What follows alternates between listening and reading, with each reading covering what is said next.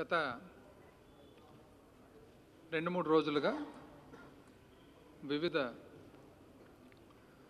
పత్రికల్లో రాష్ట్రానికి సంబంధించిన ఫైనాన్షియల్స్ గురించి రిపోర్ట్ చేయడం జరిగింది. ఒక పత్రికలో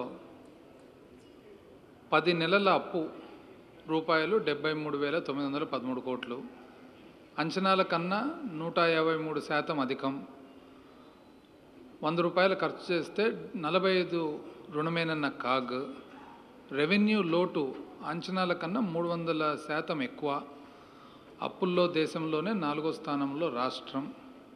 అదేవిధంగా ఈ మధ్యకాలంలోనే నిన్న కర్నూలులో మున్సిపల్ కార్పొరేషన్ ఎన్నికల్లో భాగంగా ప్రచారం చేస్తూ చంద్రబాబు నాయుడు గారు ఏదో ఆర్థిక వ్యవస్థ గురించి కూడా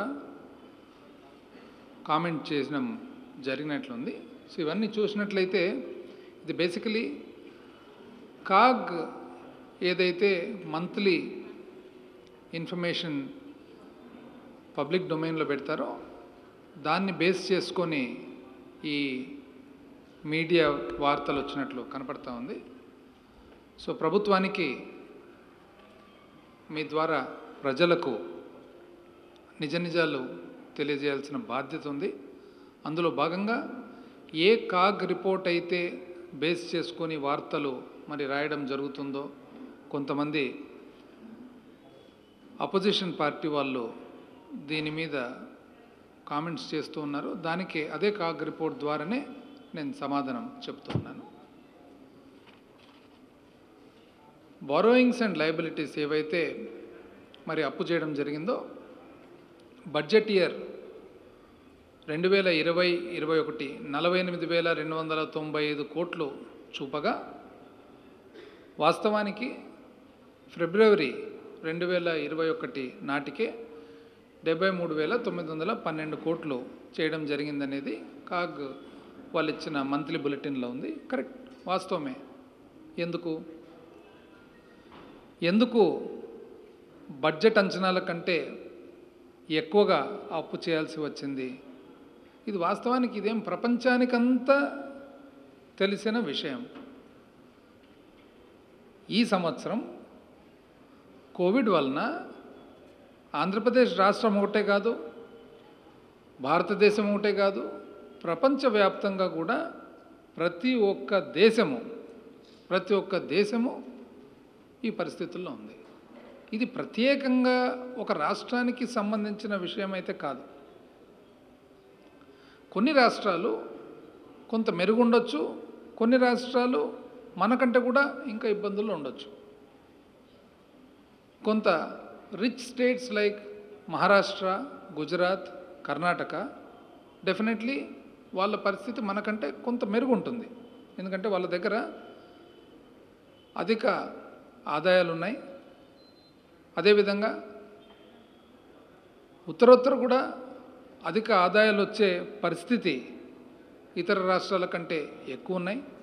కాబట్టి దే కెన్ అఫోర్డ్ టు ఎక్కువ అప్పు చేయకుండా తక్కువ అప్పుతో గిట్టలాంగ్ అయ్యేదానికి అవకాశం ఉంది. మనము రాష్ట్రం పునర్వ్యవస్థీకరణ 2014-15 జరిగినప్పటి నుంచి కూడా రెవెన్యూ లోట్లో నడుస్తూ ఉన్నాము. 2014-15 నుంచి 2019 వరకు 5 సంవత్సరాల పాలనలో పెద్దగా మెరుగు కాలేదు. ఇన్ఫ్యాక్ట్ ఆ 5 సంవత్సరాల తెలుగుదేశం పాలనలో ఏవైతే ఖర్చులు పెట్టడం జరిగిందో, ఏవైతే అప్పు చేయడం జరిగిందో విజిబుల్గా కనపడేట్టుగా ఒక పనికి ఐదర్ ఒక క్యాపిటల్ వర్క్ కానీ లేదా ఒక హ్యూమన్ క్యాపిటల్ డెవలప్మెంట్కి కానీ ఏదన్నా కానీ ఒక ప్రత్యేకమైన పని జరిగింది అనేది తెలియకుండా ఇన్కంప్లీట్గా ప్రతి ఒక్క దాంట్లో కూడా ఫోకస్ లేకుండా ఇన్కంప్లీట్గా పెట్టి ఖర్చు చేయడం జరిగింది. కాబట్టి మనకు విజిబుల్గా 5 సంవత్సరాల పాలన తర్వాత ప్రభుత్వం ఈ ఖర్చు చేసింది, ఈ ఖర్చు చేసినందువలన మనకు ఈ బెనిఫిట్ ఉందనేది ఎక్కడ కనపడడం లేదు. అయినా ఏదైతే మన అప్పు ఎక్కువ చేయాల్సి వచ్చిందో బడ్జెట్ అంచనాల కంటే కూడా కారణాలు, ఒకటి కోవిడ్ వలన మనకు రాబడి తగ్గిపోయింది, విపరీతంగా తగ్గిపోయింది. రాబడి తగ్గిపోవడంతో పాటు మనకు ఖర్చు కూడా విపరీతంగా పెరిగింది. మార్చ్ తర్వాత ఏప్రిల్ నెల, మే నెల దాదాపు ప్రతిరోజు కూడా వందల కోట్లలో కేవలం ఎక్స్ట్రా కోవిడ్ ఎక్స్పెండిచరే జరిగింది. ఒకవైపు వ్యాపార సంస్థలన్నీ ఆగిపోయినాయి, ఒకవైపేమో ప్రజలకందరికి కూడా ప్రభుత్వము ఏదో ఒక రూపంలో సహాయపడుతూ ఎకానమీని రోల్ చేసేదానికి ప్రభుత్వం పూనుకొనుంది. కాబట్టి ఆటోమేటిక్గా ఆ షార్ట్ ఫాల్ ఏదైతే ఉందో ఎక్స్ట్రా అప్పు చేయడం జరిగింది. ఇది భారతదేశ ప్రభుత్వం గుర్తించింది కాబట్టే సాధారణంగా మనకు స్థూల ఉత్పత్తిలో ప్రతి సంవత్సరం కూడా 3% అప్పు చేసేదానికి మనకు అధికారం ఉండగా, పర్మిషన్ ఇవ్వగా, ఈ సంవత్సరం మాత్రము 3 బదులు 2 ఎక్స్ట్రా 5% అప్పు చేసేదానికి పర్మిషన్ ఇవ్వడం జరిగింది. ఎందుకు ఇచ్చినారు పర్మిషన్ ఇది?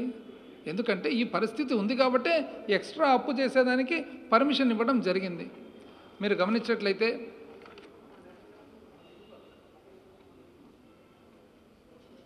ఆదాయ వనరులు మనకు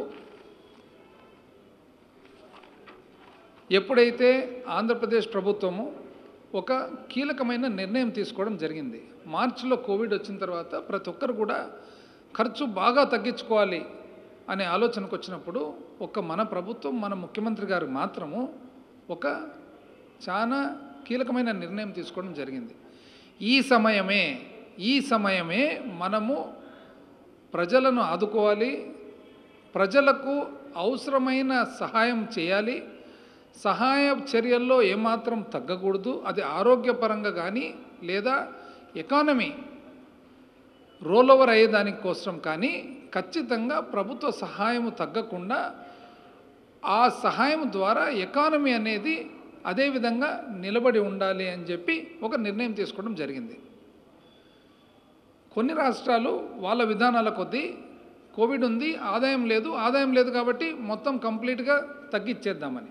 మన రాష్ట్రం మాత్రం మన ముఖ్యమంత్రి గారు ఏమన్నారంటే ఆదాయం లేదు, ఖర్చు తగ్గించాలనే కాన్సెప్ట్ వద్దు, ఆదాయం లేకున్నా కూడా ప్రజలకు సహాయం చేరాలి, వాళ్ళ బ్రతుకు తెరువును మనం కాపాడాలి, తద్వారా అదే అమౌంట్ ఏదైతే ఉందో అదే డబ్బులు ఏవైతే ఉన్నాయో మరొక్కసారి ఎకానమీలోకి రావాలి.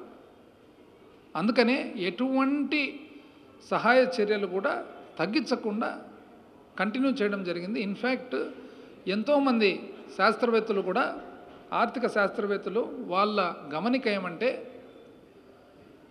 ఎప్పుడైతే ఆర్థిక ఇబ్బందులు ఎదుర్కొంటామో అప్పుడు క్యాపిటల్ మనీని ఇన్ఫ్యూజ్ చేయాలి ఎకానమీలోకి. మన ఎకానమీలోకి ఆ డబ్బులు పంపిన్ కావాలి. ఆ పంపిన్ అయిన ద్వారా ఆటోమేటిక్గా ఎకానమీ బూస్టప్ అయి పడిపోకుండా మెయింటైన్ అవుతుంది. అయితే దాంట్లో 2 ఉంటాయి. ఒకటి క్యాపిటల్ ఎక్స్పెండిచర్ మీద చెప్పొచ్చు, ఒకటి రెవెన్యూ ఎక్స్పెండిచర్ మీద పెట్టచ్చు.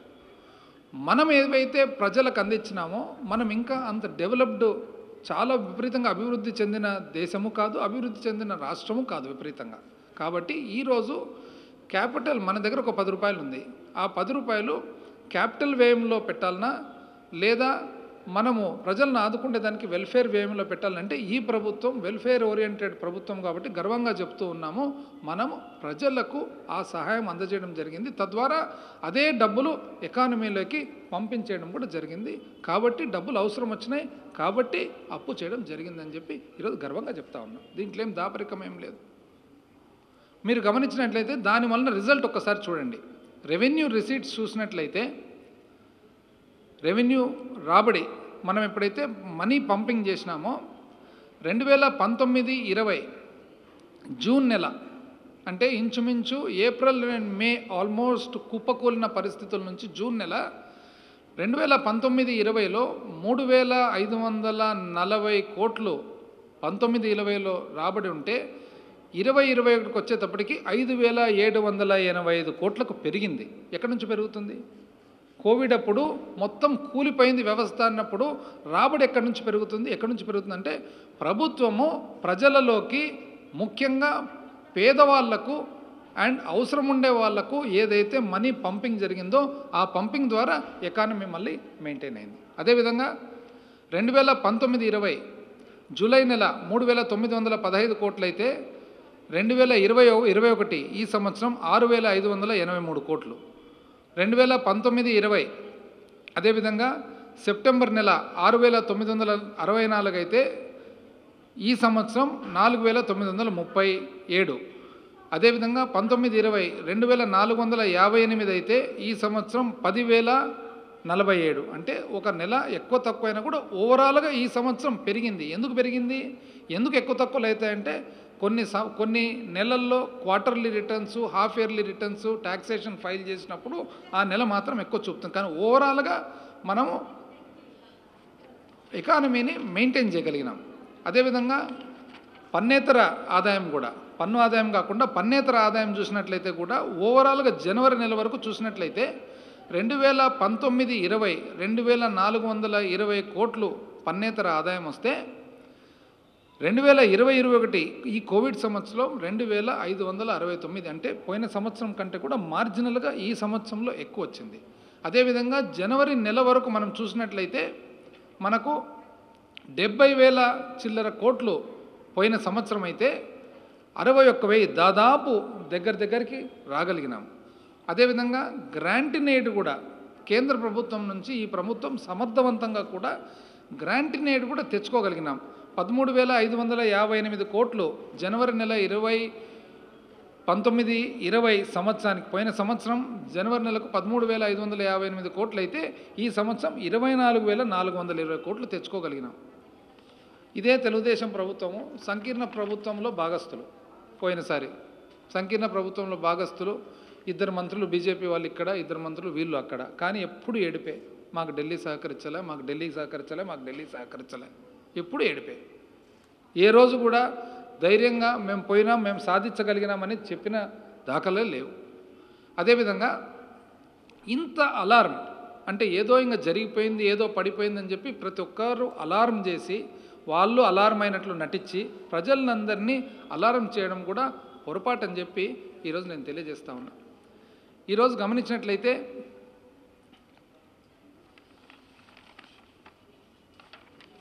ఒక ఎక్స్పెండిచర్ ఏదైతే ఖర్చు పెట్టడం జరిగిందో 19-20 2,700 కోట్లు, 20-21 14,828 కోట్లు. రెవెన్యూ ఎక్స్పెండిచరు 3,789 కోట్లు 19-20, 10,000 చిల్లర కోట్లు మే.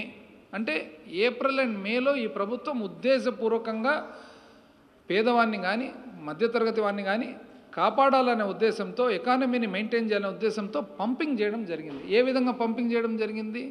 ప్రతి ఒక్కటి కూడా DBT, direct benefit to the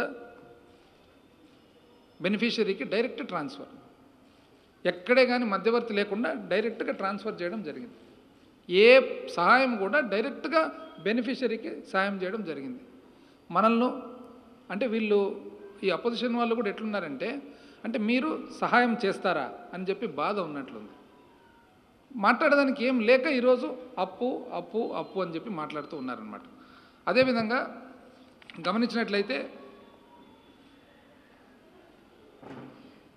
వడ్డీ పోయిన సంవత్సరము జనవరికి 13,222 కోట్లు కడితే ఈ సంవత్సరం 15,131 కోటి కట్టడం జరిగింది. అదేవిధంగా శాలరీస్ అండ్ వేజెస్ ఏదైతే జీతాలు భత్యాలు ఉన్నాయో పోయిన సంవత్సరం జనవరికి 29,829 కోట్లు అయితే ఈ సంవత్సరం 33,578 కోట్లు. అంటే మీరు గమనించినట్లయితే ఎక్కడెక్కడ అవసరమో అక్కడ ఇంక్రీజ్ చేయడం జరిగింది. ఎందుకు ఇంక్రీజ్ చేయడం జరిగింది? ఎకానమీని మెయింటైన్ చేసేదానికి ఇంక్రీజ్ చేయడం జరిగింది. అదేవిధంగా పెన్షన్ అకౌంట్ చూసిన ఈ సిఏజీ రిపోర్ట్లన్నీ ప్రతి ఒక్కటి కూడా వెరీ క్లియర్గా ఏం చెప్తా ఉంది, ప్రభుత్వము ఆ క్లిష్టమైన పరిస్థితుల్లో డబ్బులను ఎకానమీలోకి రాష్ట్రంలోకి పంపింగ్ చేయడం జరిగింది. ఎస్, ఆ తర్వాత పోనీ దానివలన ఏదో చాలా ఇబ్బందులు జరిగిపోతున్నాయని చెప్పేసి వాళ్ళ అపోజిషన్ వాళ్ళు మాట్లాడే, ఎస్ ఇబ్బందులు ఉంటాయి, అప్పు చేసినప్పుడు ఇబ్బందులు ఉంటాయి, ఎట్లా లేకుండా ఉంటాయి. కానీ ఏ పరిస్థితుల్లో చేస్తున్నాం, ఎందుకోసం చేస్తున్నాం, పోనీ వేరే మార్గం ఉందా? ఈ 3 ప్రశ్నలు కూడా సమాధానం చెప్పాల్సిన అవసరం ఉంది. ఈరోజు వేరే రాష్ట్రాలతో పోల్చినట్లయితే Andhra Pradesh outstanding liabilities at the end of 2021 in percentage of GSDP, రాష్ట్ర స్థూల ఉత్పత్తిలో మన అప్పు ఎంత శాతం ఉందని చెప్పి ఆంధ్రప్రదేశ్ 32.7 కరెక్టే. మామూలుగా 28 ఉండాల్సినది 32 వచ్చింది కరెక్టే. కానీ మిగతా రాష్ట్రాలు కూడా చూడండి, పెద్ద రాష్ట్రాలు, మన సైజు రాష్ట్రాలు. కేరళ ఎంత ఉంది? 30.3. పంజాబ్ ఎంత ఉంది? 38.7. రాజస్థాన్ ఎంత ఉంది? 34.5. ఉత్తరప్రదేశ్ ఎంత ఉంది? 33.1. వెస్ట్ బెంగాల్ ఎంత ఉంది? 34.7. ఒక గుజరాత్, మహారాష్ట్ర, కర్ణాటక అటువంటి రాష్ట్రాలు తప్ప ప్రతి ఒక్కరికి ఉంది, సమస్య ఉంది. సమస్య లేదని ఎవరు చెప్పడం లేదు. సమస్యను గెట్ ఓవర్ అయ్యేది ఎట్లా అనేది. ఈరోజు స్థూల ఉత్పత్తిలో భాగంగా మన ద్రవ్యలోటు చూసినట్లయితే యాజ్ అ పర్సంటేజ్ ఒక ఫస్ట్ క్వార్టర్లో అంటే March, April, May, June first quarter 2021 first quarter -12.96. అంటే మామూలుగా మనకు 3% పరిమితి ఏదైతే ఉంటుందో అది ఎంతకు పోయింది? 12.9. అది మనకే కాదు, ఎంటైర్ దేశానికి ఇట్లే జరిగింది. రెండవ క్వార్టర్కి వచ్చేటప్పటికి -9, మూడో క్వార్టర్కి వచ్చేసి -5.5, నాలుగో క్వార్టర్కి వచ్చేటప్పటికి ఇంచుమించు -3.15, యావరేజ్ -7.6. ఈరోజు వీళ్ళు వచ్చి అపోజిషన్ పార్టీ వాళ్ళు ఎక్కువైంది అంటే అవుతుంది, ఎట కాకుండా ఉంటుంది. మొదట క్వార్టర్లోనే 12% మైనస్లోకి వెళ్ళి 13%, 12.96 అంటే 13%. 13% ఏ విధంగా పోయినాము? అసలు రాబడి లేదు, రాబడి నిల్లు, ట్యాక్సులు నిల్లు, అన్ని నిల్లు, అన్ని బంద్, లాక్డౌను. 12.96, సెకండ్ క్వార్టర్ 9.9, మూడో క్వార్టర్ 5.5, నాలుగో క్వార్టర్ 3, యావరేజ్ వచ్చేటప్పటికి 7.66. అదేవిధంగా రెవెన్యూ డెఫిసిట్ ఏదైతే 1.8 ఉంటుంది అని చెప్పి బడ్జెట్ అంచనాల్లో మనం పెట్టడం జరిగిందో, మొదటి క్వార్టర్లో ఎంత ఉంది? 10.5, రెండో క్వార్టర్ -7.7, మూడవ క్వార్టర్ -1.8, నాలుగో క్వార్టర్ -2.4, యావరేజ్ తీసుకునేటప్పటికి -5. ఎస్, ఈ సంవత్సరం ఓవరాల్గా మనం గమనించాల్సింది క్వార్టర్ టు క్వార్టర్ మనం బాగా అవుతున్నామా, బాగా కాకుండా ఉన్నామా. చూడండి, 10.5 నుంచి రెండవ క్వార్టర్కి వచ్చేటప్పటికి 7.7కు తగ్గించగలిగినాం. దాని తర్వాత 1.8కి తెచ్చినాం, దాని తర్వాత 2.4కి వచ్చింది, దాని తర్వాత యావరేజ్ 5కి వచ్చింది. అంటే దీనివల్ల అర్థం ఏమి? రాష్ట్రము స్లోగా స్టడీగా మనం బయటపడుతున్నాం. ఇది బయటపడుతున్నామా లేదా అనేది కనిపెట్టడానికి దీనికి ఏ విధంగా మనము కొరాబరేట్ చేసుకుంటాము, ఏ విధంగా ఈ థియరీ కరెక్టా కాదా అని చూసుకుంటాము. మన ట్యాక్స్ కలెక్షన్ చూస్తే మనకు తెలిసిపోతుంది. జిఎస్టీ కలెక్షన్ చూసినట్లయితే జూన్ నుంచి డిసెంబర్ 2021కి మనం చూసినట్లయితే ఆంధ్రప్రదేశ్ రాష్ట్రము పెరుగుదలలో చూసినట్లయితే మొత్తము దేశంలోనే రెండో స్థానంలో ఉంది. 2019 సంవత్సరంలో ఇదే period June to December almost recovery period from Covid, critical period. ఎంత వచ్చిందండి? 14,940 పైన సంవత్సరం అయితే ఈ సంవత్సరం 16,169, 8% గ్రోత్తో ఆంధ్రప్రదేశ్ రాష్ట్రము it stood second in the country. అంటే మన థియరీ ఏదైతే ఉందో మనం పంపింగ్ చేస్తున్నాము, ఏదో ఒక రూపంలో పబ్లిక్కు ఉపయోగపడేటట్లు పంపింగ్ చేస్తున్నాం, వాళ్ళను బ్రతికించుకునేదానికి పంపింగ్ చేస్తున్నాం. ఆ పంపింగ్ చేసిన మనీ ఏదైతే ఉందో అది మళ్ళీ పన్ను రూపంలో మనకు కనపడుతూ ఉంది. నెలవారీగా చూసినట్లయితే ఏప్రిల్ చూడండి, భారతదేశం యావరేజ్ -71%. ఏది? జిఎస్టీ కలెక్షన్లో భారతదేశం -71 అయితే ఆంధ్రప్రదేశ్ -78 ఉన్నింది. మే నెల భారతదేశం -38 ఉంటే ఆంధ్రప్రదేశ్ -42 ఉన్నింది. అంటే ఏప్రిల్ అండ్ మే భారతదేశ యావరేజ్ కంటే కూడా మనం మైనస్లో ఉన్నాం. జూన్కు చూడండి, భారతదేశం -9 ఉంటే ఆంధ్రప్రదేశ్ +6కు వచ్చేసింది. భారతదేశం -14 ఉంటే జూలైలో ఆంధ్రప్రదేశ్ -0.01కి వచ్చింది. భారతదేశం -12 ఉంటే ఆంధ్రప్రదేశ్ రాష్ట్రం -7.5కి వచ్చింది. ఏది? ఆగస్టు. సెప్టెంబర్ నెల భారతదేశం 3.88 మైనస్ నుంచి ప్లస్లోకి వస్తే ఆంధ్రప్రదేశ్ మాత్రం 7.86కు వచ్చేసింది. అక్టోబర్ నెల భారతదేశం 10.2 గ్రోత్ చూస్తే ఆంధ్రప్రదేశ్ రాష్ట్రం 25.6కు వచ్చింది. అఫ్కోర్స్ అక్టోబర్ నెల కరెక్ట్గా చూసుకునే దానికి రాదు, ఎందుకంటే రిటర్న్స్ అన్నీ 6 హాఫ్ ఇయర్లీ రిటర్న్స్ ఫైల్ చేసి ఉంటారు కాబట్టి మనం కొద్దిగా ఎక్కువనే ఉంటుండొచ్చు. ఆ తర్వాత నవంబర్ నెల భారతదేశం 1.4 అయితే ఆంధ్రప్రదేశ్ రాష్ట్రం 12.4. అదేవిధంగా డిసెంబర్కి వచ్చేటప్పటికి భారతదేశము 11.5కి వస్తే ఆంధ్రప్రదేశ్ రాష్ట్రము 13.5. వెరీ క్లియర్గా నెల చూసినా కూడా జిఎస్టీ కలెక్షన్లలో ఆంధ్రప్రదేశ్ భారతదేశం యావరేజ్ కంటే హైగా ఉంది. భారతదేశంలో one of the best performing స్టేట్స్కి ఉంది. ఎక్కడి నుంచి వచ్చింది ఇది? పరిశ్రమ బంధు, సర్వీసెస్ బంధు, కోవిడ్ పీరియడ్లో ఎక్కడి నుంచి వచ్చిందంటే మనం తీసుకున్న ప్రభుత్వం కానీ ముఖ్యమంత్రి గారు తీసుకున్న కాన్షియస్ డెసిషన్. ఎస్, ఇబ్బందికరమైన నిర్ణయం, కానీ కాన్షియస్ నిర్ణయం ఏమి? ఆ నిర్ణయం ఏమంటే ఈ కష్టకాలంలో, ఈ కోవిడ్ కాలంలో డబ్బులు అనేది ఏదో ఒక రూపంలో ప్రజలకు చేరాలి, పేదవానికి చేరాలి, వాళ్ళు బ్రతుకుండేదానికి ఇబ్బంది కలగకుండా ఉండాలి. అదే డబ్బులే మళ్ళీ ఎకానమీలోకి రొటేషన్ కావాలి. ఇది డబ్బులు అనేది అప్పు చేసి కానీ మనం పంపింగ్ చేయాలి. ఇది నిర్ణయం. అదేవిధంగా స్థూల ఉత్పత్తి మనం చూసుకున్నట్లయితే మనకు ఒక వ్యవసాయ రంగంలో చూసినట్లయితే ఇప్పుడు అడ్వాన్స్ ఎస్టిమేట్స్ 2021 సంవత్సరానికి అడ్వాన్స్ ఎస్టిమేట్స్ చూసినట్లయితే భారతదేశము ఇంచుమించు 2021 వాళ్ళది ఎస్ఏఈ 3% అయితే మనము వ్యవసాయంలో 4.16 ఉన్నాం. వ్యవసాయం ఇది కూడా ప్రభుత్వం తీసుకున్న కాన్షియస్ డెసిషన్.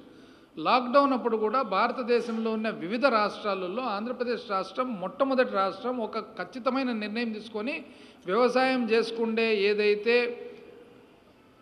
అవసరాలు ఉన్నాయో లాక్డౌన్ అనేది అతి తక్కువగా పెడుతూ ఇబ్బంది కాకుండా వ్యవసాయానికి అన్ని రకాలుగా సపోర్ట్ ఉండాలనేది క్లియర్గా కనపడుతుంది. మన ఇండస్ట్రీ, మ్యానుఫ్యాక్చరింగ్ ఇండస్ట్రీ భారతదేశము -8.2 ఉండగా ఆంధ్రప్రదేశ్ రాష్ట్రం -3.26 ఉంది. అదేవిధంగా సర్వీసెస్ భారతదేశం -8.1 ఉండగా ఆంధ్రప్రదేశ్ రాష్ట్రము -6.7. ఇవన్నీ ఎందుకు మరి? ఎందుకు మన పర్ఫార్మెన్స్ బాగుందంటే మన పర్ఫార్మెన్స్ బాగుండేది బికాజ్ ఆఫ్ గవర్నమెంట్ తీసుకున్న నిర్ణయాలు. ఆ నిర్ణయాలలో కొంతవరకు కొంత మేరకు అప్పు చేయాల్సి వచ్చింది. ఎవరి కోసం చేయాల్సి వచ్చింది? ప్రజల కోసము, ప్రజల బాగోలు కోసము, ప్రజలకు ఎటువంటి ఇబ్బంది కలగకుండా చూసుకోవాల్సిన బాధ్యత ప్రభుత్వానికి కాబట్టి చేయాల్సి వచ్చింది. మరి అదేవిధంగా క్యాపిటల్ ఎక్స్పెండిచర్ కూడా చూద్దాం. క్యాపిటల్ ఎక్స్పెండిచర్ తక్కువ అని అంటారు. ఈ కష్టకాలంలో కూడా క్యాపిటల్ ఎక్స్పెండిచర్ చూసినట్లయితే 2019-20 సంవత్సరానికి 6,800 కోట్లు ఖర్చు చేస్తే అదే 2021 సంవత్సరం కోవిడ్ సంవత్సరంలో జనవరి నెలకు 19,000 కోట్లు ఖర్చు చేయడం జరిగింది. 19,000 కోట్లు ఖర్చు చేయడం జరిగింది, ఈవెన్ క్యాపిటల్ ఎక్స్పెండిచర్ కూడా. సో క్యాపిటల్ ఎక్స్పెండిచర్ ఎక్కువ చేయాలా, రెవెన్యూ ఎక్స్పెండిచర్ ఎక్కువ చేయాలా? రెవెన్యూ ఎక్స్పెండిచర్ ఎందుకు ఎక్కువ చేయాలా? ప్యూర్లీ బికాజ్ పేదవాన్ని కాపాడుకోవాలా, మధ్యతరగతి వాళ్ళను మనము సపోర్ట్ చేయాలా అనే ఉద్దేశంతో చేసినప్పుడు ఆటోమేటిక్గా కొద్దిగా అప్పు ఎక్కువైంది. దానికి అదేదో విపరీతమైన ఏదో పొరపాటు చేసినారు, తప్పు చేసినారు. దీంట్లో చూడండి అసలు ఏ విధంగా మనము సపోర్ట్ చేయడం జరిగింది. అందాజుగా మనం చూసినట్లయితే ఎన్నో వెల్ఫేర్ ప్రోగ్రామ్స్లో ముఖ్యమైన వెల్ఫేర్ ప్రోగ్రామ్స్ ఇప్పుడు మన అమ్మఒడిలో దాదాపు 44,48,000 అంటే ఇంచుమించు 45 లక్షల మంది బెనిఫిషరీస్ గాను 6,500 కోట్లు. 45 లక్షల మంది బెనిఫిషరీస్కు 6,500 కోట్లు ఖర్చు చేయడం జరిగింది. అది ఆ కుటుంబాలకు, ఆ పిల్లలకు మంచి జరుగుతుందనే ఉద్దేశంతో ఖర్చు చేయడం జరిగింది. జగనన్న వసతి దీవెన 15,50,000 మంది అందాజుగా 2,400 కోట్లు చిన్నపిల్లలకు, పేదవాళ్లకు. జగనన్న విద్యా దీవెన 18,80,000 మంది దాదాపు 3,000 కోట్లు. అదేవిధంగా వడ్డీ లేని రుణాలు వ్యవసాయదారులకు 66 లక్షల మందికి గాను వ్యవసాయదారుల బెనిఫిషరీస్కు 300 కోట్లు. ఎప్పుడూ లేని విధంగా అసలు ఇన్సూరెన్సు, ఇంతకుముందు ఇన్సూరెన్స్ అనే కాన్సెప్టే లేదు. ఇన్సూరెన్స్ అనే కాన్సెప్ట్ ఎందుకు లేదు? రైతు అంత సులభంగా మన దేశంలో కానీ మన రాష్ట్రంలో కానీ ఇన్సూర్ చేసుకుందామనే ఆలోచన ఉండదు. ఆ ఇన్సూరెన్స్ అనే కాన్సెప్ట్ అలవాటు చేయాలనే ఉద్దేశంతో రాష్ట్రం బెనిఫిషరీ కట్టాల్సిన, రైతు కట్టాల్సిన షేర్ కూడా ప్రభుత్వమే కడుతుంది. ఎందుకు? ఒక 5 ఏళ్లకో 10 ఏళ్లకో ఇన్సూరెన్స్ అనేది అలవాటు అయిన తర్వాత ఆ మేరకు వాళ్ళే ఏదో రోజు ఇన్సూరెన్స్ కట్టుకుంటారు. ఫస్ట్ అలవాటు చేయాలనే ఉద్దేశంతో. మరి అదేవిధంగా రైతు భరోసా 54 లక్షల మంది రైతులకు గాను 3,950 కోట్లు, అంటే ఇంచుమించు 4,000 కోట్లు. అన్నిటికంటే ముఖ్యమైన 2 గవర్నమెంట్ ప్రోగ్రామ్స్, ప్రభుత్వ ప్రోగ్రాంలు వైఎస్ఆర్ చేయూతలో అక్క చెల్లెమ్మలకు, మహిళలకు 24,55,000 మంది గాను 4,500 కోట్లు ఖర్చు చేయడం జరిగింది. అదేవిధంగా వైఎస్ఆర్ ఆసరా 87 లక్షల మందికి, ఇంచుమించు 88 లక్షల మందికి గాను 6,500 కోట్లు. మళ్ళీ ఇటువంటి ప్రోగ్రామ్స్ అన్నీ కూడా, ఈ 1000 కోట్లన్నీ కూడా ఎవరికి ఉపయోగపడినాయి? రైతులకు ఉపయోగపడినాయి, పిల్లలకు ఉపయోగపడినాయి, చిన్న పేదవాళ్ళకు ఉపయోగపడినాయి, మధ్యతరగతి వాళ్ళకు ఉపయోగపడినాయి, మహిళలకు ఉపయోగపడినాయి. ఇదంతా కూడా ఫైనల్గా ఎక్కడికి వచ్చింది? ఇదంతా కూడా మళ్ళా ఎకానమీలోకి వచ్చిందని చెప్పి ఈరోజు తెలియజేస్తూ ఉన్నాం. మరి ఈరోజు చంద్రబాబు నాయుడు గారు నిన్న కర్నూలుకు పోయి, కర్నూలులో మున్సిపల్ కార్పొరేషన్ ఎన్నికల్లో క్యాంపెయినింగ్లో భాగంగా ఏవేవో మాట్లాడినారు. అసలు నాకు ఆశ్చర్యం ఏమంటే, ఎవరి కోసం క్యాంపెయిన్ చేస్తున్నాడు అని. అక్కడ ఎవరు? ఆయన ఫోటోలో ఆయన పక్కన ఉండేది మన ఆనరబుల్ రాజ్యసభ సభ్యులు టీజీ వెంకటేష్ గారి కొడుకు. టీజీ వెంకటేష్ గారు ఎక్కడున్నారు? బీజేపీలో ఉన్నారు. టీజీ వెంకటేష్ గారి కొడుకుతో పాటు చంద్రబాబు నాయుడు గారు క్యాంపెయినింగ్ చేస్తున్నారు. అంటే ఎవరి తరఫున క్యాంపెయిన్ చేస్తున్నారు? ఎవరు మీ పార్టీలో ఉన్నారు? మీ పార్టీలో అసలు ఎవరైనా ఉన్నారా లేరా అని మీకు లెక్క అంచనా ఉందా లేదా? అంటే ఆ స్థాయికి దిగజారిపోయినాడు అనమాట. బీజేపీ సభ్యులు టీజీ వెంకటేష్ గారు, రాజ్యసభ మెంబరు, ఆయన కొడుకుతో పాటు ఈయన క్యాంపెయినింగు. అంటే అర్థమేమి? ఆల్మోస్ట్ ఇంకా టీడీపీలో ఎవరు లేక ఇంకా ఈ స్థాయికి పోనీ ఏదో ఆయన ఇష్టం ఆయన చేసుకున్నాడు. ఇప్పుడు ఎందుకు ఆయనకు బాధ అంటే, ఒకటి, ఇప్పుడు ఏం చెప్పగలుగుతాడు పోయి పబ్లిక్లోకి పోయి ఇంతమంది, ఇన్ని లక్షల మంది పేదవాళ్లకు, మధ్యతరగతి వాళ్లకు, వీళ్ళందరికీ కూడా ఇన్ని రకాలుగా ప్రభుత్వం ఉపయోగపడుతుందే, ఇది తప్పు అని చెప్పగలుగుతాడా? చెప్పలేడు. పోనీ ఎక్కడైనా కానీ కరప్షన్ ఉంది అని చెప్పగలుగుతాడా? చెప్పలేడు. ఇవన్నీ కూడా డీబీటీ, టోటల్గా డైరెక్ట్ బెనిఫిషరీకి ట్రాన్స్ఫరు, డైరెక్ట్ అకౌంటు, మధ్య మనిషే లేడు. ఏది లేదు కాబట్టి అప్పు ఎక్కువ. ఎస్, పేదవాని కోసము, మధ్యతరగతి వాళ్ళ కోసము అప్పు చేయాల్సి వచ్చింది. మరి ఆ తర్వాత కనీసము ఇన్ని లక్షల మందికి ఇచ్చిన మాట ప్రకారం, మేనిఫెస్టో ప్రకారము నవరత్నాలు ఏవైతే అనౌన్స్ చేయడం జరిగిందో ఎన్నికల ముందర, అవన్నీ కూడా సంపూర్ణంగా అమలుపరచడం జరిగింది. వాళ్ళ పరిస్థితి, చంద్రబాబు నాయుడు గారు ఏమని చెప్పినారండి? ఫస్టు సంపూర్ణ రుణమాఫీ అనే దాంట్లో 82,000 కోట్లకు వస్తుంది. దాన్ని చాలా శాస్త్రీయంగా రకరకాలుగా పెట్టి అన్ని రకాల ఇబ్బందులు పడి 24కు తగ్గించేసినాడు. తగ్గించిన తర్వాత పూర్తి ఎంత కంప్లీట్ చేసినది? 5 సంవత్సరాల తర్వాత 17 కూడా కంప్లీట్ చేయలేదు నాకు తెలిసి. లాస్ట్ కూడా ఇంకా మిగిలినిచ్చే, 2019 సంవత్సరానికి కూడా ఇంకా మిగిలిచ్చే, ఇంకా మిగులుబాటు ఉంది. ఓటర్ అకౌంట్ బడ్జెట్ ప్రజెంట్ చేసినాడు ఎన్నికల ముందర, దాంట్లో అసలు రుణమాఫీ అసలు దాంట్లో మెన్షన్ కూడా లేదు, చెప్పను కూడా చెప్పలేదు. అసలు ఆశ్చర్యకరమైన పద్ధతిలో వాళ్ళు క్యాంపెయిన్ చేస్తున్నారు. చంద్రబాబు నాయుడు గారు కానీ ఆయన కుమారుడు కానీ మాట్లాడితే ఇదేదో కొత్తగా నేర్చుకున్నారు. పీకుతారు. ఏందండి భాష? తండ్రి పీకుతారు అనడమే, కొడుకు పీకుతారు అనడమే, ఏందా భాష? ఎవరు ఏం చేస్తారనేది పబ్లిక్ చూస్తున్నారు కదా. ఎవరేం చేస్తున్నారని పబ్లిక్ చూస్తున్నారు కాబట్టి ఈరోజు ఎన్నికల్లో రిజల్ట్స్ వస్తున్నాయి. లోకల్ బాడీ ఎన్నికలు ఎప్పుడు జరుగుతున్నాయి? ప్రభుత్వం ఏర్పాటు చేసిన తర్వాత ఇంచుమించు 2 సంవత్సరాలకు జరుగుతున్నాయి. ప్రతి ప్రభుత్వము నెలకో 2 నెలలకో కంప్లీట్ చేస్తారు. 2 సంవత్సరాల తర్వాత జరిగినా కూడా ప్రజలకు ప్రభుత్వం మీద ఎటువంటి అభిప్రాయం ఉంది అనేది, ఎంత అభిమానం ఉందనేది ఎలక్షన్ రిజల్ట్స్లో తెలిసిపోతూ ఉంది. తర్వాత ఇంకో మాట కూడా అన్నారు. ఏమని? కర్నూలులో క్యాంపెయిన్ చేస్తూ నా గురించి నేనేదో కథలు చెప్తానంట, రెండోది నేనేదో మైనింగ్లో అక్రమంగా సంపాదించినానంట. ఏమండి మాట్లాడుతున్నారు? ఇప్పుడు ఏదన్నా కానీ ఒక సామాన్య మానవునికి కాంప్లికేటెడ్ ఇష్యూ చెప్పాలని అన్నప్పుడు మనం ఏదో ఒక రూపంలో చెప్తాం. అర్థమయ్యే రూపంలో సులభంగా అర్థమయ్యేదానికి చెప్తాం. ఆ మాత్రానికి మీకు అంత చులకన్నా అండి? అంత చులకనగా మాట్లాడతారా మీరు? పోనీ మీ మాదిరి మాట్లాడాలనా వచ్చిరాని ఇంగ్లీష్లో? అటు చెప్పండి, నా మాదిరి వచ్చిరాని ఇంగ్లీష్లో మాట్లాడండి అంటే చెప్తా. నేను మైనింగ్లో అక్రమంగా సంపాదించినానంట. అయ్యో చంద్రబాబు నాయుడు గారు, ఈరోజు ఈ వేదిక ద్వారా మీకు తెలియజేస్తా ఉన్నాను, మైనింగ్ వ్యాపారంలో మొట్టమొదటిసారిగా 1918 మా ముత్తాత ఫస్ట్ మైనింగ్ చేసినాడండి. 1918 అంటే ఇప్పటికి 100 సంవత్సరాలు దాటింది. 100 సంవత్సరాలు 4 తరాలు మైనింగ్ చేసిన తర్వాత కూడా ఈరోజు కూడా నేను ఒక పాత ఇన్నోవా కారులో తిరుగుతున్నాను. చంద్రబాబు నాయుడు గారు, మీరు 2 ఎకరాలతో స్టార్ట్ అయినారు. మీ తండ్రి ఖర్జూర్ నాయుడు గారు 2 ఎకరాల రైతు. మీరు మాత్రం ఈరోజు బంగ్లాలు కట్టుకుంటారు, పెద్ద పెద్ద కంపెనీలు పెడతారు, అన్నీ పెడతారు. ఎవరిది నీతి అండి? నాకు అర్థం కాలే. మీరు ఒకసారి చూసుకోవాలా. ఒకసారి రండి, మా ఊరికి రండి, మా ఇల్లు చూడండి. 100 సంవత్సరాల కింద కట్టిన మా ఇల్లు చూడండి.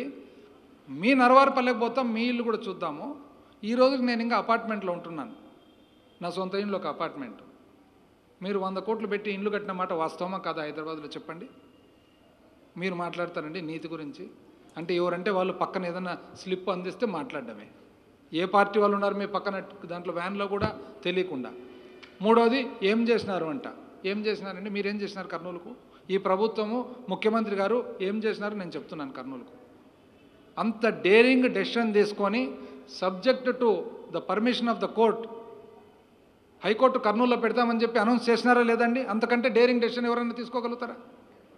ఇది 1937లో జరిగిన శ్రీబాగ్ ఒప్పందం ప్రకారము ఈ ప్రాంతానికి న్యాయం జరగాల్సిన అవసరం ఉందని చెప్పి హైకోర్టు కర్నూలులో పెట్టాలని చెప్పి ప్రభుత్వం నిర్ణయం తీసుకుంది. Subject to the permission of the court, complaints with the court. అవునా కాదా? మీరు అడుగుతారండి కర్నూలుకి ఏం చేసినారని చెప్పేసి. మీకు తెలుగునండి కర్నూలులో ఏం చేసినారో? బెంగళూరు టు హైదరాబాద్ ఈ ప్రభుత్వం వచ్చిన తర్వాత హైదరాబాద్ బెంగళూరు ఇండస్ట్రియల్ కారిడార్ అని చెప్పి ఇండస్ట్రియల్ కారిడార్గా డిక్లేర్ చేసి 9,000 ఎకరాలలో వేల రూపాయల ఖర్చు చేసి ఓర్వకల్లులో బ్రహ్మాండమైన ఇండస్ట్రియల్ ఎస్టేట్ కట్టేదానికి ఈ ప్రభుత్వం పూనుకుంది. తెలుసునా చంద్రబాబు నాయుడు గారు మీకు? మీరున్నారు 5 సంవత్సరాలు ముఖ్యమంత్రిగా.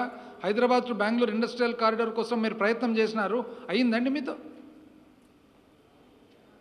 ఈ ప్రభుత్వము సాధించిందండి. సాధించి లక్షలాది మందికి ఉపాధి కలిగించేదానికి కర్నూలు జిల్లాలో ఈరోజు ఓర్వకల్లు ఇండస్ట్రియల్ ఎస్టేట్ పూనుకొని ఈరోజు కేవలం ఒక వాటర్ స్కీమే, ఒక ఇండస్ట్రియల్ వాటర్ కోసమే 100 కోట్లు ఖర్చు పెట్టి తయారు చేస్తూ ఉంది. ఎయిర్పోర్ట్ అండి, ఓర్వకల్లు ఎయిర్పోర్ట్ తయారు కాకముందే కొబ్బరికాయ కొట్టిపోతారు అర్జెంటుగా. కొబ్బరికాయ కట్టిన తర్వాత ఎయిర్పోర్ట్ రెడీ ఉందండి అసలు? ఈ ప్రభుత్వం వచ్చిన తర్వాత కొన్ని నెలల పాటు కష్టపడి ఎయిర్పోర్ట్ను రెడీ చేసి మార్చి 28వ తేదీ మొట్టమొదటి ఫ్లైట్ టేకాఫ్ కాకపోతే కర్నూలు ఎయిర్పోర్ట్ నుంచి. తెలుసునండి చంద్రబాబు నాయుడు గారు? మీరు అడుగుతారు ఏం చేసినారని చెప్పేసి. 1972లో అండి, 1972లో లేట్ శ్రీ పివి నరసింహారావు గారు ఒక కాలేజ్ స్థాపించినారు కర్నూలులో. ఏమి ఆ కాలేజు? Silver jubilee college. ఎందుకు దానికి సిల్వర్ జూబ్లీ కాలేజ్ అని పేరు? భారత స్వాతంత్రం వచ్చిన తర్వాత 1972 సిల్వర్ జూబ్లీ ఇయర్ కాబట్టి దాని పేరు సిల్వర్ జూబ్లీ కాలేజ్. ఎందుకు అది కాలేజ్ పెట్టిండేది?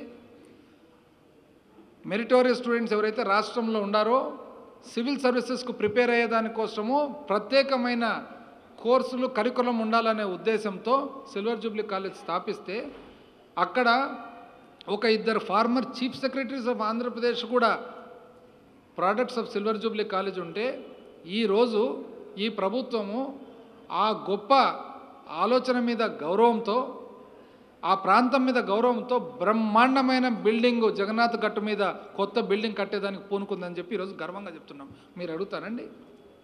ఈ మధ్య కాలంలోనే Nandyal highway, Bengaluru highway link up చేస్తూ NH 340B 340B అని చెప్పి కొత్త NH ఈ ప్రభుత్వం సాధించడం జరిగింది. మీరు అడుగుతానండి చంద్రబాబు నాయుడు గారు ఏం చేసినారు ఈ ప్రభుత్వం అని? గాజులదిన్నె ప్రాజెక్టుకు నీళ్లు లేవనేసి కోడుమూరు మండలానికి, గొనగండ్ల మండలానికి, కర్నూలు టౌన్కు నీళ్లు లేక అల్లాడిపోతుంటే గత 20-30 సంవత్సరాలుగా డిమాండ్ ఉంటే ఈ ప్రభుత్వం వచ్చిన తర్వాత మొట్టమొదటిసారిగా HNSS నుంచి 3.5 TMC అష్యూరెన్స్ ఇచ్చి స్లూస్ బిగించి వాటర్ కూడా రావడం జరిగింది. మీరు అడుగుతారండి ఏం చేసినారు కర్నూలుకు అని చెప్పేసి. మీరు చెప్పండి ఏం చేసినారు? తుంగభద్ర పుష్కరాలు వస్తే మీ మాదిరి ఆర్భాటం చేయకుండా, అల్లరి చేయకుండా, కరప్షన్ చేయకుండా దాదాపు కర్నూలుకు సంబంధించిన కర్నూలు, నందికొట్కూరు, కోడుమూరు, ఎమ్మిగనూరు ప్రాంతాలలో బ్రహ్మాండమైన అరేంజ్మెంట్స్ చేసి ఎక్కడే కానీ జరగకుండా కోవిడ్ సమయంలో కూడా ప్రతి ఒక్క రూపాయి జాగ్రత్తగా ఖర్చు పెడుతూ దాదాపు 200 కోట్లు రోడ్లకు, ఘాట్లకు, మున్సిపల్ అవసరాలకు ఖర్చు చేయడం జరిగింది. ఈరోజు మీరు అడుగుతారండి, మీరు చేసినారు. ఎట్లా చేసినారు? కృష్ణా పుష్కరాలను పెట్టి పబ్లిసిటీ కోసం ముందుకు పోయి కృష్ణా పుష్కరాలలో పక్కన నిలబడి అక్కడ మాకంటే తెలియదులేండి, మీ అంత మేధస్సు లేదు కాబట్టి మేము కథలు చెప్తాం. మీరు చెప్పినారు కదండి, కృష్ణా పుష్కరాలు జరుగుతుంటే పక్కన నిలబడి పివి సింధు గారికి అప్పుడే మెడల్ గెలిస్తే ఘాట్ల దగ్గర మెడల్ ఇస్తారు. ఘాట్ల దగ్గర ఎందుకు? 1000 మంది ఉద్దరకు చూస్తారులే నన్ను అని చెప్పి. అంతే కాదండి? నిజంగా పివి సింధు గారికి మెడల్ ఇవ్వాలంటే కృష్ణా ఘాట్ల మీద ఇస్తారా, లేకుంటే ఒక ఆడిటోరియంలో ఫంక్షన్ పెట్టిస్తారండి? అదే ఘాట్లలో సాయంత్రం అయితేనే పోయేది. సాయంత్రం అయిపోయిన తర్వాత స్థూల ఉత్పత్తి కోసము వచ్చి మునిగేదానికి వచ్చిన పిలిగ్రమ్స్తో మాట్లాడేది. ఎక్కడనో పల్లెల నుంచి వచ్చి పాపము పుష్కరంలో స్నానం చేద్దామని వస్తే వాళ్ళని ఆపుకుండేది, స్థూల ఉత్పత్తి గురించి వాళ్ళతో మాట్లాడేది. ఇది మీ మేధస్సు. లాస్ట్కు చివరకు మొదటిసారి ముఖ్యమంత్రిగా ఉన్నప్పుడు ఊరికనే అంటే పక్కన ఎవరన్నా స్లిప్ ఇస్తే మాట్లాడడమే. అవినీతి అంట. ఎవరిదండి అవినీతి? చెప్పమని రమ్మనండి, ఎవరన్నా నీతి గురించి మాట్లాడదాం. వచ్చి నాతో పెట్టమని డిస్కషన్ నీతి గురించి, అవినీతి గురించి. ఎవడు స్లిప్ ఇస్తే మాట్లాడడమే ఊరికే. ఇంతకుముందు ముఖ్యమంత్రిగా ఉన్నప్పుడు ఉబలాటం ఏది కూడా కంట్రోల్లే.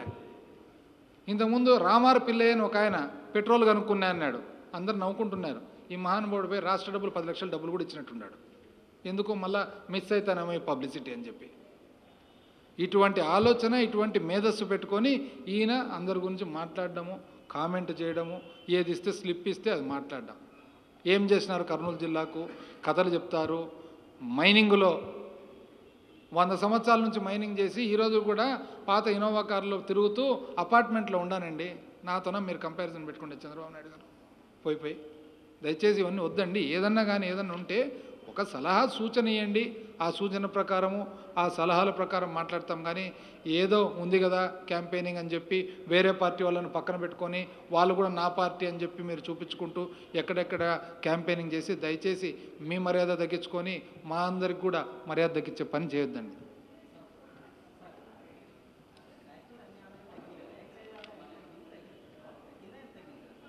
ఎక్సైజ్ ఏం తగ్గలేదు. ఎందుకు తగ్గలేదంటే ఈ రాష్ట్ర ప్రభుత్వం పాలసీ ఏమి? ఎక్సైజ్ కన్జంప్షన్ తగ్గించాలి, రేటు పెంచాలి. రేటు పెంచిన ద్వారా ఆదాయం మాత్రం మెయింటైన్ కావాలి. అది కాదు.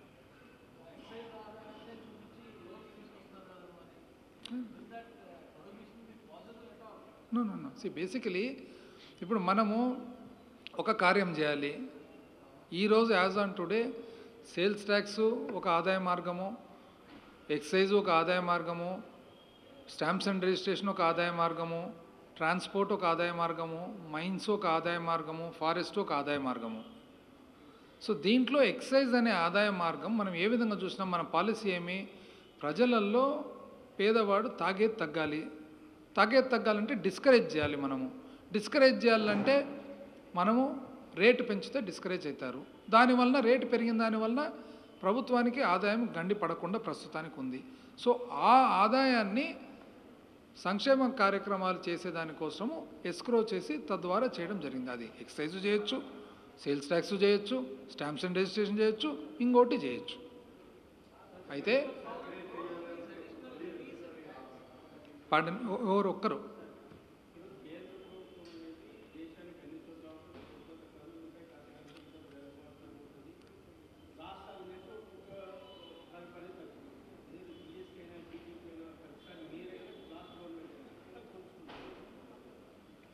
నాకు అర్థం కాలేదండి. Can repeat?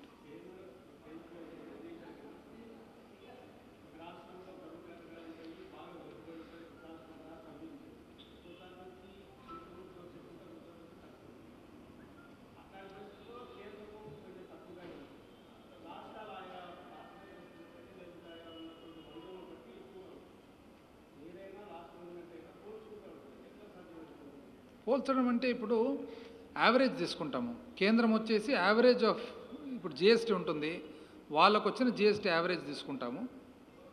ఆ జిఎస్టీ ఈజ్ అ పోర్షన్. ఇప్పుడు వాళ్ళకు వచ్చే ఆదాయాల్లో జిఎస్టీ ఉంటుంది, దాని తర్వాత వాళ్ళకు కస్టమ్స్ ఉంటుంది, అట్లా రకరకాల మార్గాలు ఉంటాయి. ఆ మార్గాలన్నీ కలుపుతారు, టోటల్ వాళ్ళ ట్యాక్స్ రెవెన్యూ ఉంటుంది, మన ట్యాక్స్ రెవెన్యూ మనకు ఉంటుంది అనమాట. అది పోల్చుకుంటాం.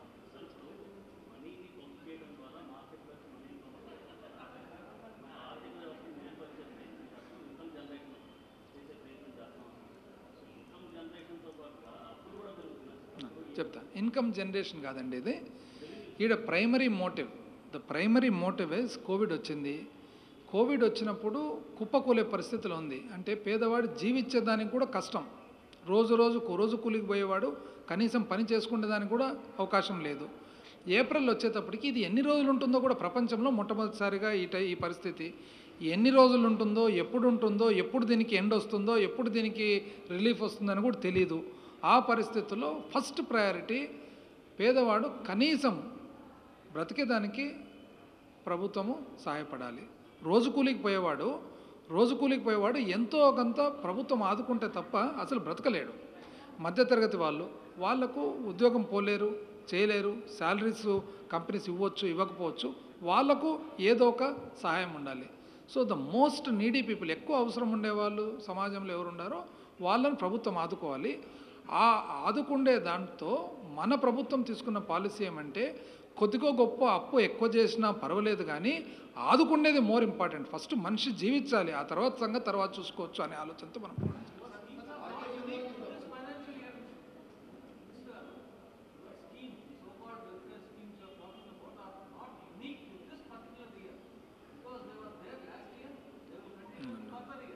See, I am not saying that, wait, I got your point. See, I am not saying that we introduced these schemes. I am not saying we introduced these schemes in view of COVID. I am saying that ఈ పరిస్థితుల్లో ఆదాయము లేనప్పుడు ఈ స్కీములు continue చేసేదానికి కష్టము. కాకపోతే ఆదాయం లేనందుకు వివిధ రాష్ట్రాలు ఆపేసి ఉండొచ్చు, మనం మాత్రము ఆపకుండా దాన్ని అప్పు చేసి కానీ కంటిన్యూ చేస్తామని చెప్తున్నాం.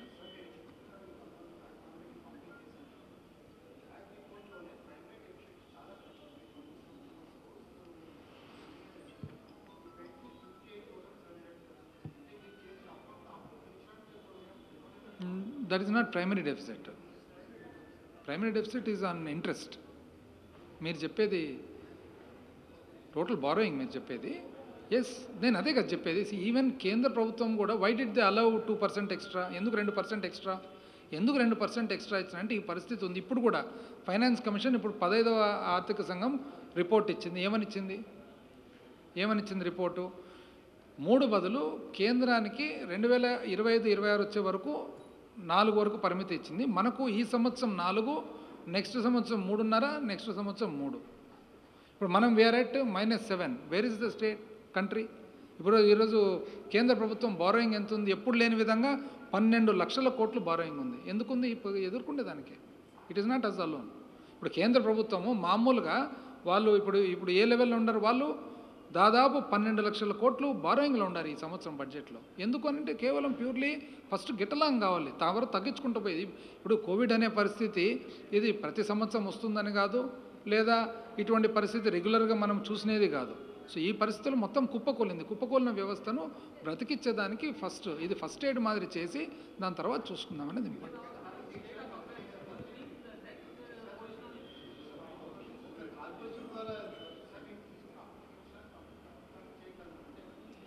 Pardon me? No.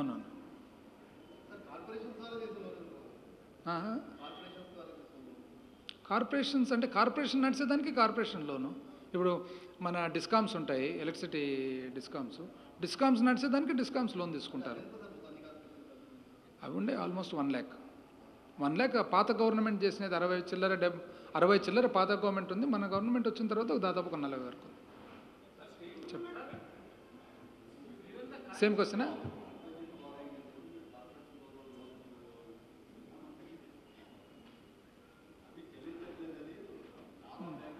No. Off budget borrowing, extra budgetary borrowing ఏవైతే ఉన్నాయో దట్ ఈస్ పర్మిటెడ్. కానీ దాంట్లో తీసుకునేది వేరే పర్పస్కు వాడకూడదు. That is what is that.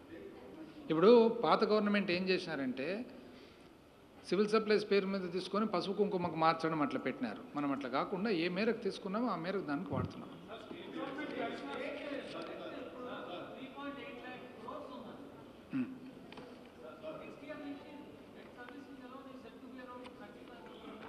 $35,000 రాదండి, అరౌండ్ 25 వస్తుంది, అరౌండ్ 25.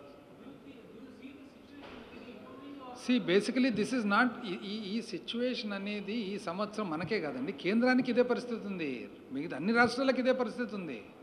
ఇప్పుడు నేను చెప్తా, మామూలుగా ఈ మామూలు ఐడియల్ సిచ్యువేషన్లో కేంద్రము ఈ సంవత్సరం 6 లక్షల కోట్లు బారో చేసేవాళ్ళు. అట్లాంటిది ఎంతకు పోయింది బారోయింగ్ వాళ్ళది? 12 లక్షలకు పోయింది బారోయింగ్. సేమ్ సిచ్యువేషన్, వాళ్ళు కూడా అంత క్రమక్రమంగా తగ్గించుకుంటూ పోవాలి. Okay, thank you.